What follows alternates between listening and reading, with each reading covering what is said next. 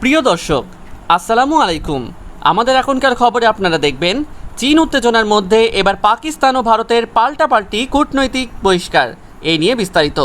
আরও থাকবে তুরস্কের সহায়তায় পাকিস্তানে তৈরি হবে সাবমেরিন, ভারতের জন্য হুমকি, এই নিয়ে বিস্তারিত। আরও থাকবে চীনকে সামলাতে ব্যস্ত ভারত, আরও চাপে ফেলতে নতুন চাল পাকিস্তানের।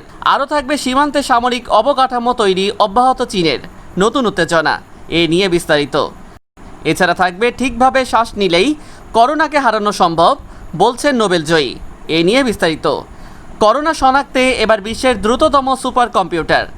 দর্শক, শিরোনামে উল্লেখিত খবরের বিস্তারিত দেখতে না টেনে শেষ পর্যন্ত আমাদের সাথে থাকুন। বেইজিংকে পাকিস্তানের মতো মনে না করতে ভারতকে চীনের হুঁশিয়ারি। ফের সীমান্তে চীন ভারত উত্তেজনা বাড়ছে। দুই দেশের মধ্যে সামরিক পর্যায়ে বৈঠকের পরও অচলাবস্থা কাটছে না। ভারতের পক্ষ থেকে বলা হচ্ছে, পশ্চিম লাদাখ সীমান্তে সামরিক অবকাঠামো তৈরি অব্যাহত রেখেছে চীনা বাহিনী। বেইজিং দাবি করছে গালওয়ানে চীনের সার্বভৌম অধিকার রয়েছে, তবে এই দাবি নাকচ করেছে ভারত। বুধবার টাইমস অফ ইন্ডিয়া এই খবর জানিয়েছে। এদিকে বুধবার বেইজিংয়ের দাবি করছে, চীনা প্রতিরক্ষা মন্ত্রণালয়ের মুখপাত্র সিনিয়র কর্নেল উ কিয়ান এক বিবৃতিতে বলেন, গালওয়ানে চীনের সার্বভৌম অধিকার রয়েছে। বহু বছর ধরে সেখানে নজরদারি চালিয়ে আসছে চীনা বাহিনী। এবছর এপ্রিল থেকে সেখানে একতরফাভাবে নির্মাণ কাজ শুরু করে ভারতীয় সেনা। একাধিকবার তার প্রতিবাদ করে চীন।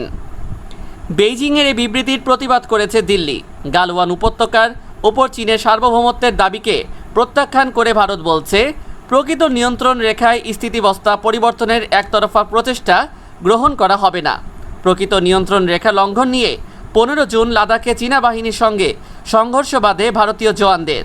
এতে 20 ভারতীয় সেনাবাহিনী নিহত হন।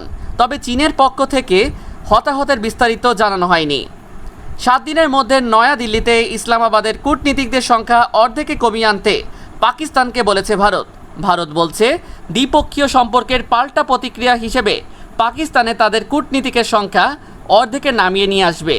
এর জবাবে পাকিস্তানের পররাষ্ট্র মন্ত্রণালয় জানায়, তাদের দূতাবাস কর্মীরা আইন মেনেই দায়িত্ব পালন করেছিল। তারপরও নয়াদিল্লি এমন ব্যবস্থা নেওয়ায় তারাও পাল্টা ব্যবস্থা হিসেবে ভারতের ইসলামাবাদ দূতাবাসের অর্ধেক কর্মীকে বহিষ্কার করবে। অধিকৃত কাশ্মীরকে ভারতীয় মূল ভূখণ্ডের সঙ্গে একীভূত করার পর গত আগস্টে ভারতীয় হাই কমিশনারকে ফেরত পাঠিয়েছিল পাকিস্তান। এটাকে দুই প্রতিবেশী দেশের মধ্যে উত্তেজনা বাড়ার নতুন আভাস হিসেবে দেখছেন বিশ্লেষকরা। বর্তমানে নয়াদিল্লিতে পাকিস্তানের 83 কর্মকর্তা ও কর্মচারী অবস্থান করছেন, যেখানে ইসলামাবাদে ভারতীয় হাই কমিশনারের কর্মী সংখ্যা প্রায় 100। গোয়াদার বন্দরকে আরও সুরক্ষিত করতে নৌবাহিনীকে শক্তিশালী করছে পাকিস্তান। নতুন সাবমেরিন সংগ্রহ ও হাতে থাকা সাবমেরিনগুলো উন্নত করতে সম্প্রতি দেশটি তুরস্ক ও চীনের সঙ্গে চুক্তি করেছে। পাকিস্তান 8টি হাঙর সাবমেরিন সংগ্রহের জন্য 2015 সালে চীনের সঙ্গে চুক্তি করে। এর মধ্যে 4টির প্রযুক্তি স্থানান্তরের মাধ্যমে করাচি শিপইয়ার্ডে তৈরি হবে। এর পরের বছর পাকিস্তান তার কাছে থাকা আগস্টা 90B সাবমেরিন উন্নত করার জন্য একটি তুর্কি প্রতিষ্ঠানের সঙ্গে $350 মিলিয়ন চুক্তি করে। এই প্রকল্পের আওতায় এসটিএম পাকিস্তান নৌবাহিনীর কাছে ডিজাইন ও ইঞ্জিনিয়ারিং পরিষেবা রপ্তানি করবে। চীন ও তুরস্কের সঙ্গে সাবমেরিন চুক্তিগুলো পাকিস্তান নৌবাহিনীর শক্তি অনেক বাড়িয়ে দেবে। সে এখন তার নৌবাহিনীর জন্য নতুন মিডগেট সাবমেরিন তৈরি করেছে। পাকিস্তানের স্পেশাল সার্ভিস গ্রুপ নেভি 1990-এর দশক থেকেই প্রকাশ্য ও গোপন অভিযান পরিচালনার কাজে কসমস MG-110 মিডগেট সাবমেরিন ব্যবহার করে আসছে। তবে এগুলো পুরনো হয়ে যাওয়ায় নতুন সাবমেরিন তৈরির প্রস্তাব করা হয়েছে। পাকিস্তানের প্রতিরক্ষা উৎপাদন মন্ত্রণালয়ের ইয়ারবুক আগেই নিশ্চিত করেছিল যে এবার মিডগেট সাবমেরিনগুলো দেশীয়ভাবেই তৈরি করা হবে। সাম্প্রতিক এক স্যাটেলাইট ছবিতেও তেমন আভাসই পাওয়া গেছে। ছোট আকারের এই সাবমেরিন যুদ্ধের সময় আরব সাগরে মোতায়েন করা হবে বলে জল্পনাও শুরু হয়ে গেছে। স্যাটেলাইট ছবিতে দেখা সাবমেরিনটি মাত্র 55 ফুট লম্বা এবং এর বিম মাত্র 8 ফুট। তবে ডিসপ্লেসমেন্ট ক্ষমতা এখনও জানা যায়নি। এটি MG-110 থেকে ছোট, কিন্তু সুইমার ডেলিভারি ভেহিকেল থেকে বড়। আয়তন ও সাধারণ ধরনের হাল নির্মাণ দেখে বোঝা যায় এগুলো সহজেই পরিচালনা ও রক্ষণাবেক্ষণ করা যাবে। আকারের কারণে স্থলপথেও এগুলো বহন করে নেওয়া যাবে। পাকিস্তান অনেক বছর ধরেই মিডগেট সাবমেরিন ব্যবহার করে আসছে। নতুন সাবমেরিন তার নিজস্ব নির্মাণ সক্ষমতা জানান দিচ্ছে মাত্র। এর মাধ্যমে তারা যে পানির নিচে যুদ্ধের জন্য প্রস্তুত হচ্ছে সেটাও বোঝা যায়। গালওয়ান উপত্যকায় চীনা সেনাদের সঙ্গে সংঘর্ষে অন্তত 20 ভারতীয় সেনা নিহত হওয়ার জেরে লাদাখ সীমান্ত উত্তপ্ত পরিস্থিতি বিরাজ করছে। সেই সুযোগে ভারতকে আরও চাপে ফেলতে নতুন চাল দিল চিরশত্রু পাকিস্তান। ভারতীয় গণমাধ্যমের খবরে বলা হয়েছে, গত কয়েকদিনের নিয়ন্ত্রণ রেখা বরাবর সেনা মোতায়েন অনেকটাই বাড়িয়ে দিয়েছে পাকিস্তান। ভারত যখন একদিকে চীনকে সামলাতে ব্যস্ত, তখন নিজেদের সীমান্তেও সেনা বাড়িয়ে ভারতের উপর চাপ আরও বাড়ানোর চেষ্টা করছে ইসলামাবাদ।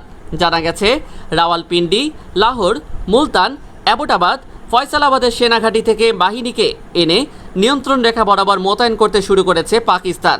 গত 7 জুন থেকে 15টি অতিরিক্ত ব্যাটালিয়নের সেনাদের ভারতের কুপওয়ারা এবং পুঞ্চ সীমান্ত বরাবর মোতায়েন করেছে পাকিস্তান। 28 নম্বর পাকিস্তান রাইফেল রেজিমেন্টকে আজাদ কাশ্মীরে 3 নম্বর রেজিমেন্টের সঙ্গে যুক্ত করা হয়েছে, আর 9 নম্বর আজাদ কাশ্মীর রেজিমেন্টকে রাওয়ালকোটে 2nd রেজিমেন্টের সঙ্গে জুড়ে দেওয়া হয়েছে। এর পাশাপাশি নিয়ন্ত্রণ রেখা বরাবর আরও একাধিক জায়গায় কর্তব্যরত বাহিনীর সঙ্গে অতিরিক্ত সেনা জুড়ে দেওয়া হয়েছে। এর পাশাপাশি রাওয়ালপিন্ডি থেকে এসএসজির 2টি রেজিমেন্টকেও নিয়ন্ত্রণ রেখায় নিয়ে আসা হয়েছে। এই বাহিনীর সব সেনা সদস্যেরই স্নাইপার প্রশিক্ষণ রয়েছে। নিয়ন্ত্রণ রেখায় পাকিস্তান অধিকৃত কাশ্মীরের অন্তত 60টি ফরওয়ার্ড পজিশনে সেনা সদস্যদের পাঠানো হয়েছে। তার সঙ্গে যুক্ত করা হয়েছে এসএসজিকে। বিশ্বব্যাপী ছড়িয়ে পড়া করোনা ভাইরাসের সংক্রমণ রুখতে কী করবেন আর কী করবেন না, এই নিয়ে প্রতিদিনই স্বাস্থ্য বিশেষজ্ঞ ও ডাক্তাররা গুচ্ছ নির্দেশিকা দিচ্ছেন। কখনো শুরুতে একরকম বলা হচ্ছে, পরে সেটা একেবারে বদলে নতুন নিয়ম চালু হচ্ছে। করোনা সংক্রমণ রুখতে লাইফস্টাইলে বদল একটা বড় ভূমিকা নিতে পারে। যাদের জীবনযাত্রা বিশৃঙ্খল, তাদের রোগ প্রতিরোধ ক্ষমতা দুর্বল হয়। অন্যদিকে নিয়ম নীতি মেনে যারা জীবন চালান, তাদের রোগ প্রতিরোধ ক্ষমতা অনেকটাই বেশি হয়, ফলে তারা সহজেই ভাইরাসকে রুখতে পারে। দ্য কনভারসেশন প্রকাশিত একটি রিপোর্ট অনুযায়ী কোনো মানুষ ঠিক কীভাবে শ্বাস নেয় তার উপর নির্ভর করতে পারে করোনা সংক্রমণ আটকানো যাবে কি না। এই রিপোর্ট অনুযায়ী যারা নাক দিয়ে শ্বাস গ্রহণ করে, মুখ দিয়ে শ্বাস ছাড়েন, তাদের শরীর বেশি ভালো থাকে। নোবেল পুরস্কার জয়ী ফার্মাকোলজিস্ট লুইস জে ইগনারো 1998 সালে মেডিসিনের জন্য নোবেল প্রাইজ পান। তার গবেষণা অনুযায়ী এইভাবে যারা শ্বাস প্রশ্বাস নেন, তাদের নেজাল ক্যাভিটিতে নাইট্রিক অক্সাইড তৈরি হয়। এই মলিকিউল ফুসফুস গিয়ে রক্তের প্রবাহ বৃদ্ধি করে, পাশাপাশি রক্তে অক্সিজেনের লেভেল বাড়িয়ে তোলে। শুধুমাত্র নাক দিয়ে শ্বাস প্রশ্বাস নেওয়া হলে নাইট্রিক অক্সাইড সরাসরি ফুসফুসে পৌঁছে যায়। এর ফলে করোনা ভাইরাসের ফুসফুসে রেপ্লিকেশন আটকে দেয়। রক্তে অধিক অক্সিজেন থাকলে মানুষ সতেজ বোধ করে। মানবদেহ ক্রমাগত নাইট্রিক অক্সাইড উৎপাদন করে, যা আমাদের দেহের ধমনী এবং শিরাগুলোতে, বিশেষত ফুসফুসের এন্ডোথেলিয়াম গঠনে সহায়তা করে। এন্ডোথেলিয়াম ধমনীর পেশিগুলো মসৃণ করতে সহায়তা করে, যা উচ্চ রক্তচাপ সম্পর্কিত সমস্যাগুলো প্রতিরোধে সহায়তা করে। এটি অন্যান্য অঙ্গগুলোতে রক্ত প্রবাহকে বাড়িয়ে তোলে। তাছাড়াও নাইট্রিক অক্সাইড সাধারণ ধমনীতে রক্ত জমাট বাঁধা প্রতিরোধে সহায়তা করে, ফলে করোনা ভাইরাস সহজে ফুসফুস ও ধমনীকে অকেজো করতে পারে না। করোনা মহামারীর কারণে ক্লান্ত ও বিপর্যস্ত মানবজাতি এখন উন্মুখ হয়ে আছে একটা সফল ভ্যাকসিন বা প্রতিষেধকের। অপেক্ষায় আছেন কখন একটা সুখবর দেবেন বিজ্ঞানীরা। তবে এখনও পর্যন্ত ভাইরাসটির চূড়ান্ত কোনো প্রতিষেধক কিংবা ভ্যাকসিন আবিষ্কার হয়নি। আসার কথা প্রায় 1 ডজন ভ্যাকসিন মানবদেহে পরীক্ষার পর্যায়ে রয়েছে। তবে যতদিন প্রতিষেধক না আসছে, ততদিন আমাদের সতর্কতা অবলম্বন করা উচিত এবং সঠিকভাবে শ্বাস নেওয়া উচিত। মনে রাখবেন, নাক দিয়ে শ্বাস নিতে হবে এবং মুখ দিয়ে শ্বাস ছাড়তে হবে। 2011 সালের পর এ সপ্তাহে প্রথমবারের মতো যুক্তরাষ্ট্র ও চীনকে ছাপিয়ে কম্পিউটার প্রসেসিং দক্ষতার শীর্ষে পৌঁছেছে জাপান। তাদের ফুকাগু সুপার কম্পিউটারটি যুক্তরাষ্ট্রে ওক রিজ ন্যাশনাল ল্যাবরেটরি নির্মিত সামিট সিস্টেমের তুলনায় 2.8 গুণ বেশি গতিবেগে 4155 কোয়াড্রিলিয়ন গণনা সম্পাদন করতে পারে। করোনা ভাইরাসের কার্যকর প্রতিষেধক খুঁজে পেতে এবার বিশ্বের দ্রুততম সেই সুপার কম্পিউটার ব্যবহার করতে যাচ্ছে টোকিও। পশ্চিমাঞ্চলীয় শহর কোবের একটি সরকার সমর্থিত গবেষণা ইনস্টিটিউট রিকেন এবং জাপানি প্রযুক্তি জায়ান্ট ফুজিৎসুর মাধ্যমে গত 6 বছরে ফুগাকু সুপার কম্পিউটারের উন্নয়ন করা হয়েছে। এতে 1,500 উচ্চ পারফরম্যান্স সমৃদ্ধ প্রসেসিং ইউনিট রয়েছে এবং তারা সপ্তাহে কয়েক হাজার পদার্থ পরীক্ষা করতে পারে।